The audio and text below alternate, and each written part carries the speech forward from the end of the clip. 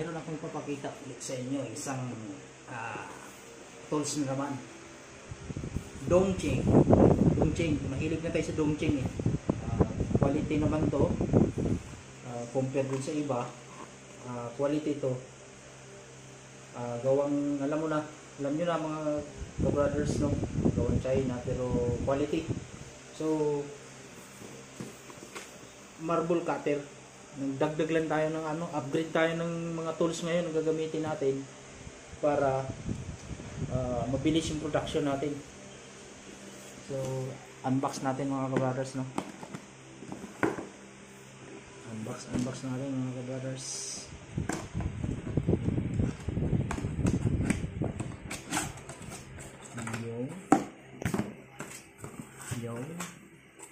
Yung mayroon siyang mga accessories dito.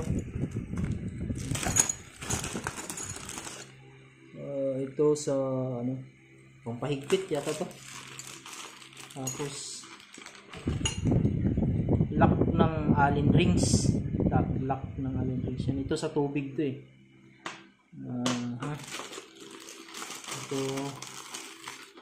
Ito yung yung magkasama. Tapos ito may tayo post kasi dito yan mga kabrothers. Ito yan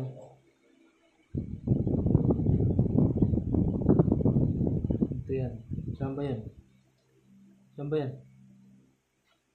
Dito yan ilagay yan. Dito yan kasi yan tama. Dito yan. Yan.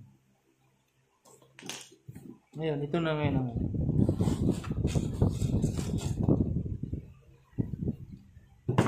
maliit lang siya, maliit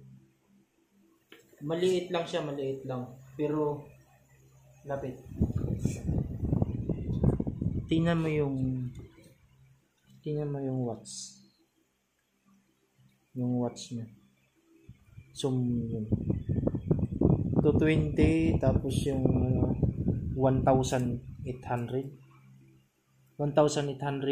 yung watts niya. Napakataas. Super yung maliit lang pero mabigat. Tinisting ko lang kanina doon sa pinbilhan namin. Very good yung quality yung tawag niya. Andar. Ngayon ito